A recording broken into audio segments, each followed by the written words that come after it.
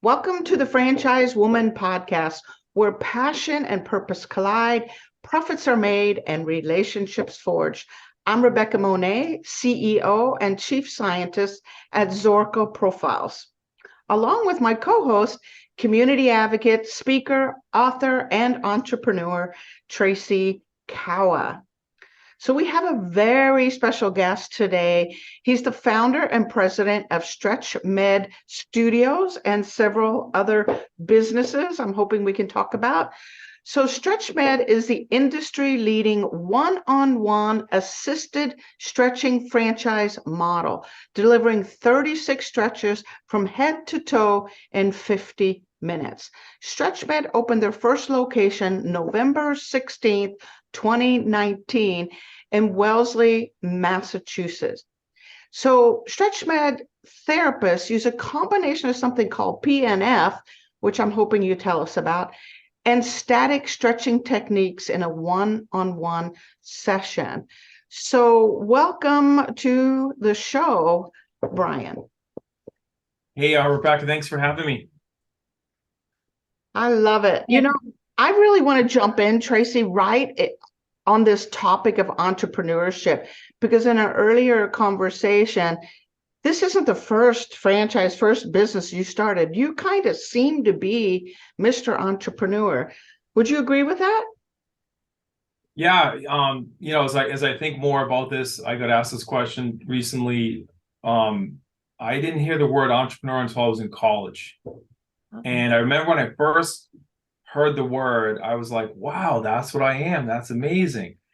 So my journey started when my dad bought me 25 lobster traps off of Cape Cod. So it was my first business when I was 12. So I learned at that point, you could work all day long and make zero money. Mm-hmm. So I learned then that there wasn't this, you're not trading time for money. It's value, right? You have to actually do something that proves value to get paid. And, I just remember that's when some curse words would happen on the boat that stayed on the boat, and no one knew about it because we worked really hard, and Yeah. I couldn't pull all the traps. My dad would have to help me finish. But then some days we'd drop a bucket of lobsters on a scale and I'd get $70 in cash. And when you're 12, it's a lot of money. So I go back to that was my first kind of experience. And then I had landscape that was, building decks when I was 15 with my older cousin. So we had construction businesses after that. And then, developed had a passion for fitness, was a hockey player. And then kind of early on walked into a gym and it was like, oh, this is home. So during college, I became a personal trainer at a health club and then the fitness director. And that's where I started my, basically a one-on-one personal training company within a gym. A couple years after that, I opened up a brick and mortar, one of the first one-on-one studios of its kind back in 1995. And then, a shoestring, $3,500 in cash, post-dated checks, which most people probably don't know what those are. Those that kind of dates you if you know what a post-dated check is. And my dad got some more credit, but it was just, the first 5 years, 100 hours a week, not 1 year, 5 years of just grind. And then by 19, then I hit my first, then it was the open one, then I opened the second one, I opened the third one. So first one in 95, second one in 96, and the third one in like 98, and then I blew up in 99. So I had to sell one, close one. So it was my first, like almost went out of business, like, wow. So then I spent from 99 to 2001 was the only 2 years in the history of my career that I focused on one thing.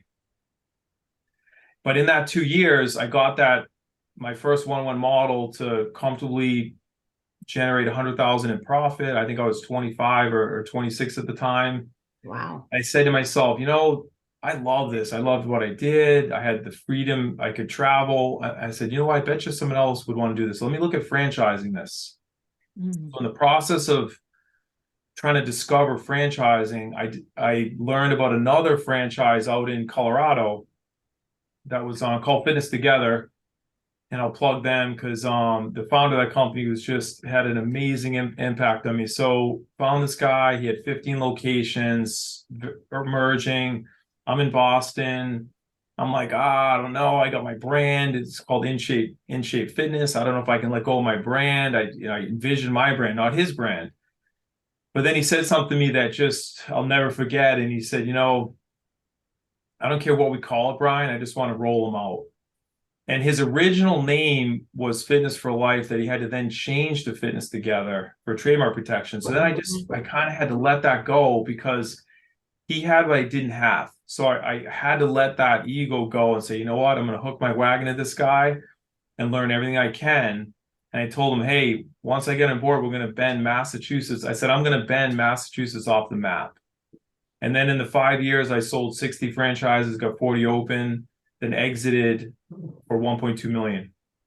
And I got on board with 10 grand. So listeners out there, you can join a franchise as an area rep, and you can buy the rights to a territory, typically 100,000, but then you can negotiate that 100, pay them 10 down, let them keep the next 90 in sales like I did. Then you made whole, then you split everything.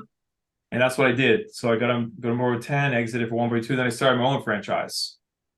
And it was a small group training model for women. And we went from one location to 103 locations in 5 years. Wow. All retained earnings, no outside capital. But then got disrupted. They got massively disrupted.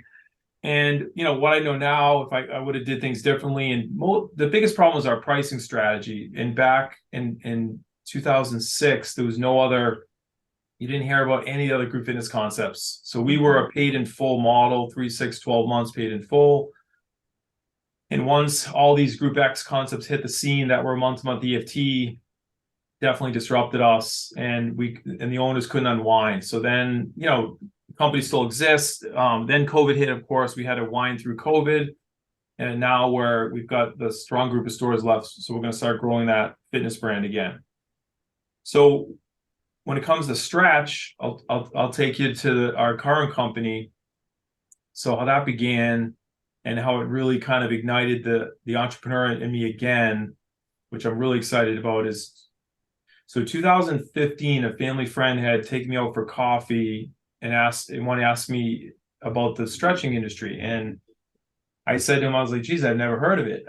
Interesting. I said, and my advice to him was, if you open in a good territory, you should do fine, like most businesses. Pick a great territory, good population density, good income, you should be good. So we went our separate ways. I didn't really know the guy. He was a husband of a kid I grew up playing hockey with. It was his sister's husband. So fast forward 2017, I see Stretch Labs taking off, Stretch Zones taking off. And then I'm like, wait a second, the family friend 2015, this is that stretching thing he was talking about. And I started thinking, wait a second, all the 12 years I have in the one-on-one training fields, we stretched all our clients, all my personal training clients from day one, all the different populations, athletes. So I'm like, this is in our wheelhouse. And then I remembered I used to stretch one of the partners of the Boston Red Sox. I used to train him for 30 minutes and stretch him for 30 minutes. My right-hand guy on our team, also a 20 plus year exercise physiology guy as well. So we're like, all right, this is real. So made the decision that we're going to get into the stretching business, and put my fact finder brain on. Like, for me, in order to do something, I have to know it. I have to know every detail of it, or I just can't do it. So flew around the country, took my daughter with me, and we went to all the competitors: Stretch Labs, Stretch Zone, Stretch U, Joe Stretch, Limber, I think a couple others. I was surprised at how different all the stretches were, how different, even within the same company, how different the therapists were, and there was no real adherence to a system. So I thought, we can massively improve upon this.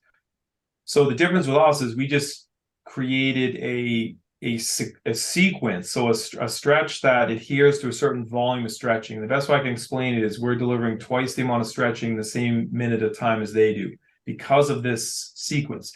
Inside of that 50-minute stretch that has 36 stretches, there's 20 things that we PNF. And a PNF is the term proprioceptive neuromuscular facilitation. It's when we stretch you to end range, your natural end range. Then we get you to contract the muscle, and then we get you to relax to go deeper. And that's kind of the process. And so now there's 20 PNFs that we customize. So I'd say, hey, Rebecca, how are you feeling today?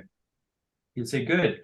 Anything you want to focus on? You say, now that you mention it, my right hip or my elbow or my shoulder. Now I know as a therapist, I can PNF those areas of concern. Or if I see an imbalance throughout the stretch, I can PNF that. But we didn't break from the sequence, which is adhering. It's almost like we move around the body. Like we had a, so I got the stretch started, brought my team in. We got athletic trainers involved, muscular therapists involved. So it was a bunch of practitioners, and we spent 9 months on the stretch, just the stretch. So really strong. So then anyway, open up the first location, 1.5 miles from my house, which was convenient. And right off the bat, actually before I opened the first location, and the funny story is, like, one of my fitness franchise owners on the group fitness side, I flipped her the 25-minute stretching protocol that we had. And she says, Brian, the clients love it. They're bringing their husbands in, and this is the group fitness for women studio. So I want to meet for coffee. So I meet her at Cafe Nero, and she says, I want to buy a franchise. And I said, well, there isn't a franchise. She said, well, I want to buy a franchise. I'm like, okay, let me get the documents created. So when we opened up the very first location, she was just like a couple months behind us. So we would meet at Cafe Nero on Sundays, and I would talk to her about strategy. Here's what we learned this week, and here's how you can implement it. So hot off the press as you can get. So I appreciate her a lot for, getting on board so early. And I know we're on the fitness side for 5 or 6 years.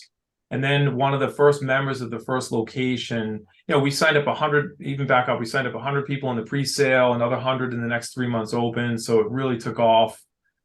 Major competitor was 3/4 of a mile away, and it was like they didn't even exist. And then we sold, one of the members came in, got a flyer in her car, loved the stretch, and then bought 3 franchises. And then COVID hit. So I was like, oh, here we go. And then just had to grind through that nightmare. Waited to see the stores start to get back to life. And then once they did, we lit up Fran Dev again. 2022 went from 7 to 25. So we had a big jump. And right now we're about to hit 30. And we project probably 60 locations by the end of this year. We should be at. And then the following year, we'll probably triple in growth. Wow. Yeah. That is quite the journey. Yeah, that's my journey. And a lot of hard knocks along the way. I mean, I was wondering about that, about the hard knocks along the way. Because as you're talking, I was taking notes, right? So I'm hearing mentors along the way. I'm hearing lots of research along the way. I'm hearing serial entrepreneur, and I'm hearing that you have this knack for knowing when to jump in and when to get out, but it can't possibly be that simple.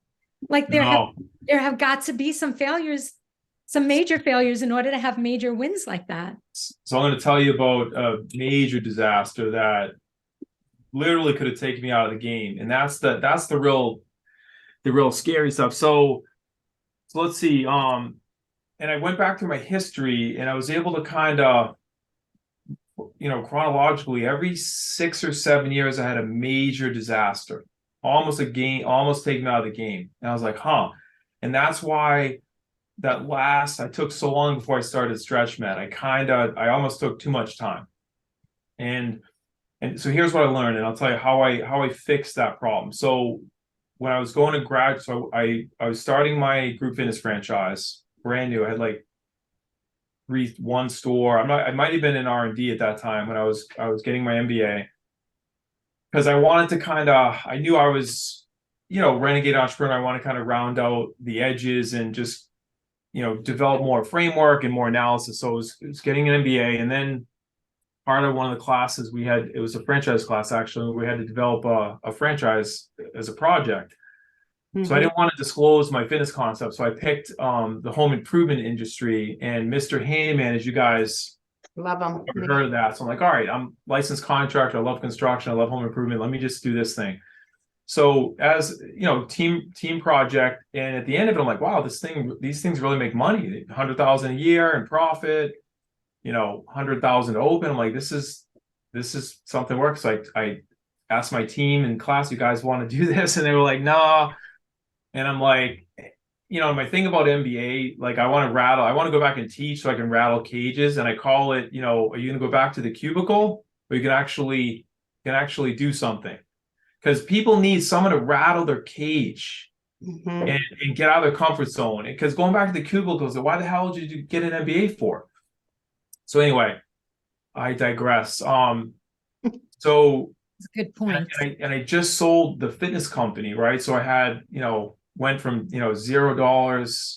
I'd sold a student along the way, and I had made it like 150. And I was like, oh, this is amazing. But then when I had the 1.2, it was like, so that's it's not a good thing for an entrepreneur to have a lot of money. That's that's almost like a problem, right? Because it's like, oh, wow.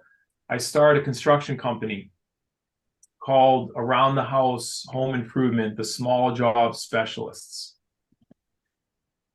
Here's the marketing widget that was fantastic. So we put a full color insert in 30,000 newspapers, and we gave everyone in the town 2 free hours of work.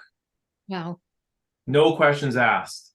People called up, I'm like, 2 free hours. Why? We pull up, uniform, white van, we take care of something. What are you going to do?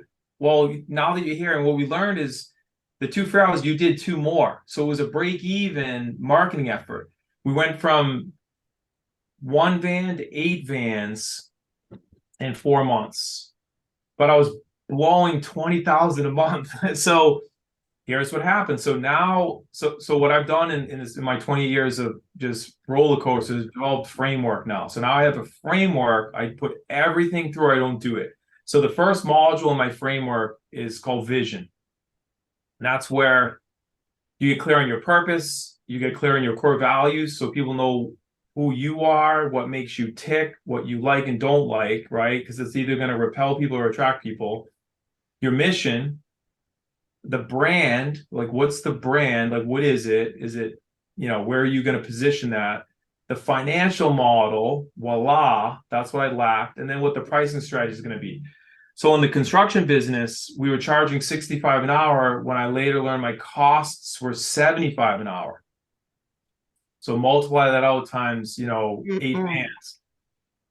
We started doing bathrooms. The first 3 bathrooms we did, beautiful, gorgeous, gut remodel bathrooms. I lost 5,000 in every one of them, 5,000. So, and then the right-hand operations manager that I hired, to make even matters far worse, was stealing. And he was going out looking at jobs, telling people he was my partner, and if you pay cash, we'll give you a deal. They were like, sure. And he was so skilled, so smart. I could have done great things with him, but he just couldn't get us out of the weeds. So, long and short of it, I gave the company away to a guy. And when I ran it, made money, but then it took me away from the fitness. So I had 3 fitness studios at the time. So it took me away from the emerging French fitness brand. So I was like, I got to pick one. So I gave the construction away. I was turning brand new vans in that had 6,000 miles on, and then adding 7,000 with the van to give it back to the dealer. But the best thing that happens when I forgave this guy, once I took all the blame. No, this is 0 his fault. This is 100% my fault, because I didn't build the financial model and the mechanism where someone can't steal. So that's when I, went hard on fitness, finished an MBA, and just got really clear on financial modeling. And now when I open stuff, instead of losing money, we make 10,000 the first month open, and then we know exactly every penny what's happening. But that 200 grand at a really critical time in my life could have taken me out of the game. And then what? Go get a job? No. And then as an entrepreneur, to try to spin up again with no capital, it's like it takes like 5 years. Mm-hmm. So that's one. I mean, man, You know I'm what, trying to think of a Brian? big I one. want to stop you there because you've hit so many cool points that I want to highlight them.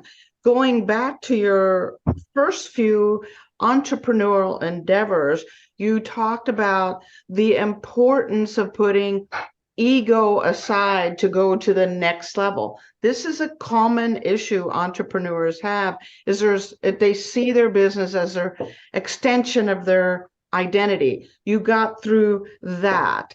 The other part that was interesting was this idea of disruption that you talked about. Entrepreneurs frequently will have their heads down. They've created something beautiful, the better mousetrap or whatever it is, and they just keep going without doing a whole lot of financial modeling. And then all of a sudden, a competitor comes in and disrupts the whole model, and we're not prepared for it because our head is down, right? We're not up, and you learned that. And then the next piece you talked about was starting another business without doing that financial modeling, right? So here you are building what looks like a great business. You're busy, you got trucks, you got employees, you got all of this stuff, you got great reputation, but not the profitability. So that sent you back to what do I have to learn for the next endeavor? And I think this is a natural entrepreneurial path. We bump our head, we learn, we bump our head, we learn as we mature as entrepreneurs. But I think underlying all of that is a you that is wired to be comfortable with taking risks, seeing opportunities, looking at things more from I love business. It almost doesn't matter what the business is. I love the chess game that goes with it. Now, that was a whole lot of yada yada, kind of wrapping up everything you were saying. And the other thing that was kind of interesting to me is when you were talking about creating versus improving. A lot of your early entrepreneurial endeavors were things you created. And then as you're maturing in your entrepreneurial endeavor, you're taking things that are already working and improving on it and making it better. StretchMed being a great example of that. So if you had a boom lesson, defining moment in your entrepreneurial life, what was that moment that other wannabe entrepreneurs and founders and business builders could learn from? What is a defining moment? Well, I'll give you a big one, and it's a third party. It's a strategic coach. So Dan Sullivan, if you guys, I don't know if you've heard of Dan Sullivan, strategic coach, he's just like the messiah of coaching entrepreneurs. So he's got framework after framework after framework, and he's the self-proclaimed workaholic, rugged individualist, but he's developed this framework really all about our minds, because really what separates two entrepreneurs is their mind, and all people. So I would recommend everyone just follow every single thing that guy does, because he helps entrepreneurs really find their unique ability. And you only do that one thing, and then you build a team around you that have supporting your abilities to do things that you're not good at. Even the things that you're good at, you have to let go of. So you're really going to really narrow in on those few things that you can do, better than the few things that give you energy when you do them, as opposed to suck the life out of you. So that really helped me. Like, he gives entrepreneurs like the permission to, want what you want, just without any reason, to grow, and he's just got such an amazing, and he's scorecards that in this transformational category that most people don't know exists. And it's when someone has complete freedom of time, money, purpose, and relationships. Yes. Literally, you make up the game, you make up the rules of the game. And, one of his biggest sayings is, always protect your confidence, even if you have to change the rules of the game. Wow. And fantastic because it's all about confidence and making sure whatever you're doing, you're not banging that up. And another big formula that he has called 4 C's, and this is probably the biggest one. It allows us to self-evaluate. So 4 C's formula, and he talks about all progress happens this way. So I like to further explain it where we all have a comfort zone. So for me, I was a one-on-one personal trainer. Like that's it. Like, and I did really well with that. Then I was a mini franchisor. I was selling franchises one-on-one. But then I remember then when I became my own franchisor, I had to teach franchise school for the first time. And I was like, oh, wait a second. I had like 8 people in a room. I was uncomfortable. So here's the formula. So the first C is commitment.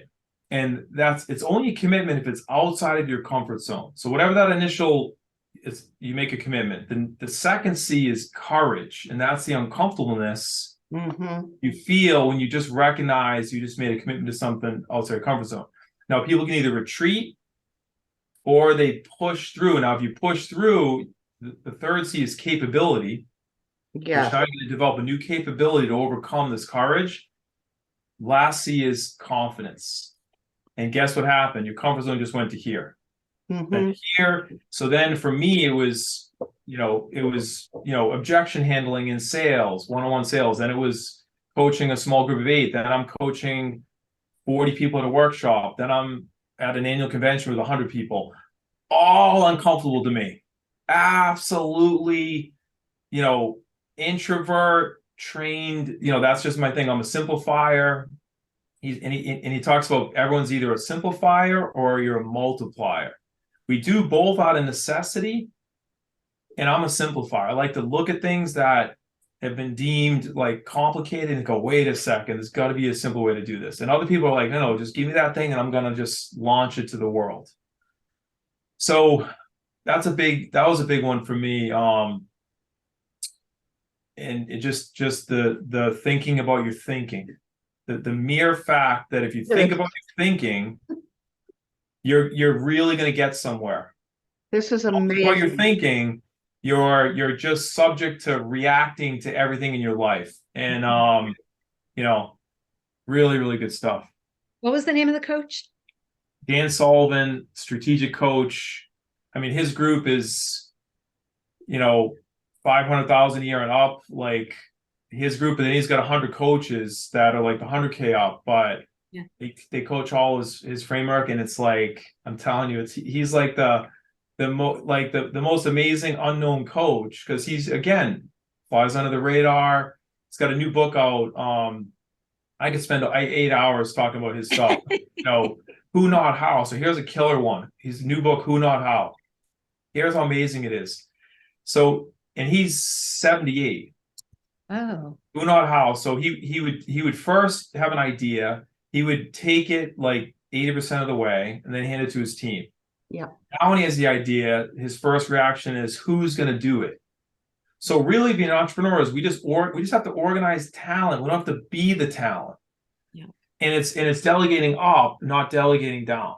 And this collaboration amongst entrepreneurs to create some new value that didn't exist in the world before. So he's got another level program that I'll definitely be joining at some point in the near future. So yeah, a lot of good stuff. So think about your thinking.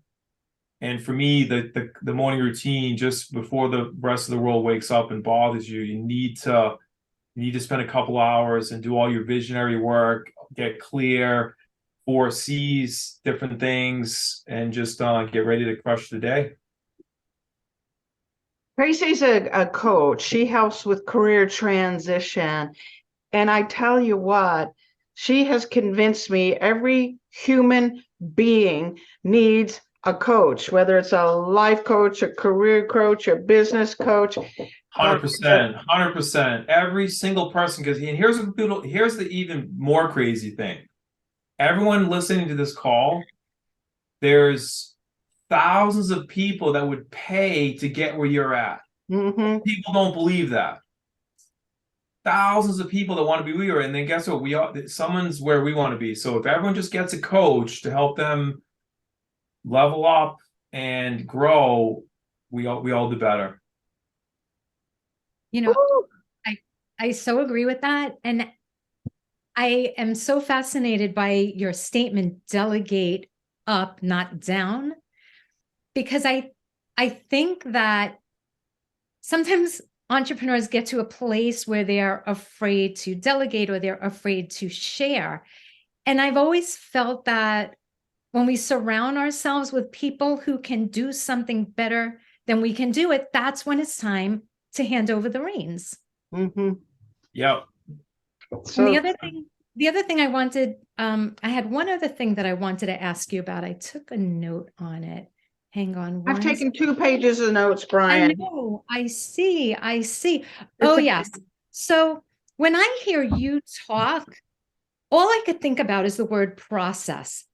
And so when you said you found a coach who had a framework, that didn't surprise me because it sounded like everything from your research to just your own development of processes, everything that you undertake in life, it seems like you like to create a formula for it. Is that what I'm hearing? Yeah, so it's like a framework. So I'll give you another really huge one. So we learned this at Coach. So it's called the Colby A Index. Mhm. AOLBE. You guys done it? Yep. So that's it. I'm a 7-4-6-3. So 7's fact finder, first column. You're between 1 and 10. And within that 1 to 10, it's how much energy you have to apply to that mode. Right. So for me, since I'm a 7, I need a lot of detail. I need to make decisions. The next one is follow through. I'm a 4. Now, follow through is approaching your work systematically.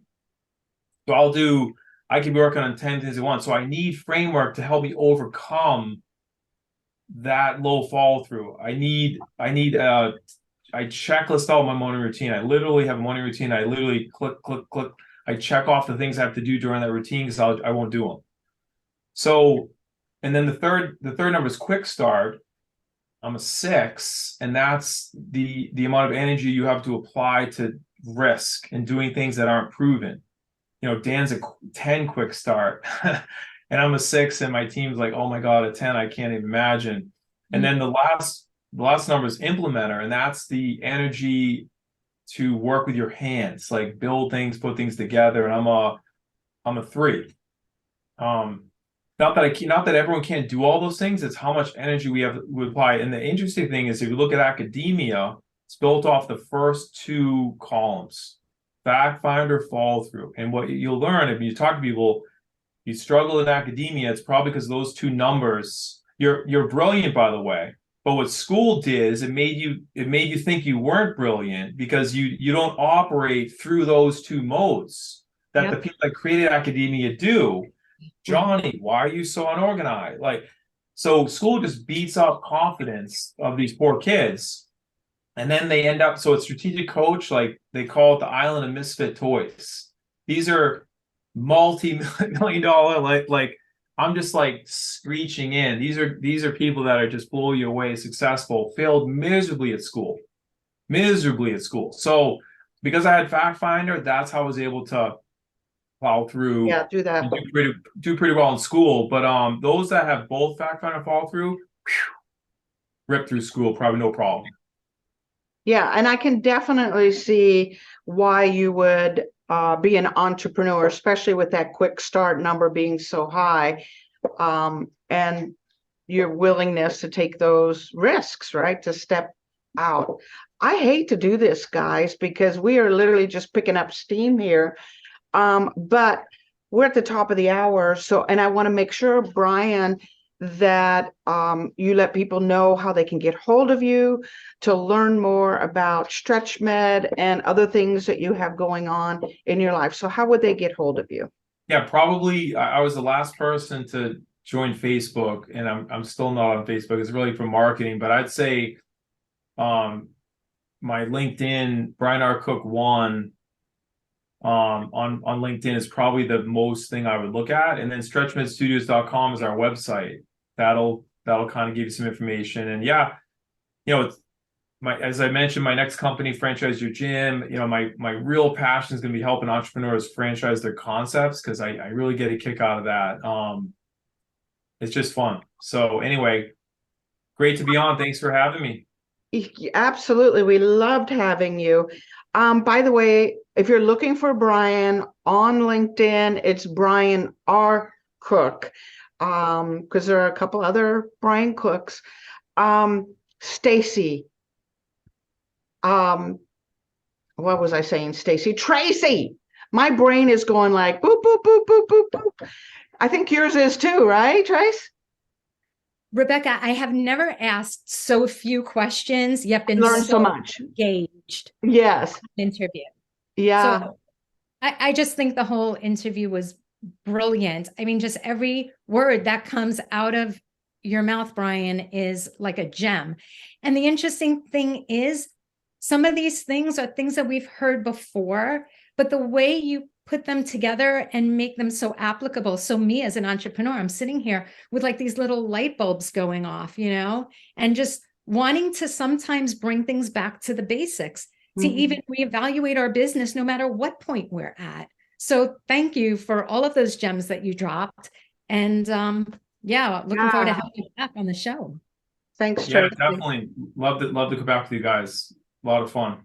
Thank you again, Brian. And for those of you listening in to the Franchise Woman podcast, where passion and purpose collide, profits are made and relationships forged, we'll see you next week on another episode.